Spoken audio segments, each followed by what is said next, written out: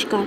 আজ আপনাদের বলবো কোনো জন্মছকে রাহু কোন কোন স্থানে থাকলে তা অত্যন্ত শুভ ফল দেয়। রাহু যদি কারোর তৃতীয়, ষষ্ঠ, দশম বা একাদশ স্থানে থাকে তবে তা শুভ ফল দেয়। তৃতীয় স্থানে রাহু থাকলে জাতক বা জাতিকা হবে ব্যক্তিত্বপূর্ণ, পরাক্রমী, সমাজে নামী ব্যক্তিদের সাথে এদের যোগাযোগ থাকবে এবং প্রচুর সাহসী হবে। ষষ্ঠ স্থানে রাহু থাকলে জীবনে উন্নতি করবে, রোগ থেকে মুক্তি পাবে, শত্রু নাশ হবে এবং প্রতিযোগিতামূলক যে কোনো জায়গায় এরা জয়ী হবে।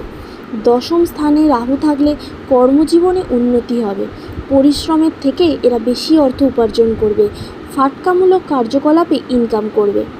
একাদশ স্থানে রাহু থাকলে ব্যক্তির নাম যশ বৃদ্ধি পাবে, আর্থিক লাভ হবে, ইচ্ছে পূরণ হবে, শেয়ার বা লটারিতে টাকা পাবে। যদি আপনাদের ভিডিওগুলি ভালো লাগে তাহলে একটি লাইক ও কমেন্ট করবেন, আর পারলে একটু সবাইকে দেখার জন্য একটু শেয়ার করে দিন। আর আপনাদের কোন কোন স্থানে রাহু আছে তা কমেন্ট করে আমাকে জানান। নমস্কার।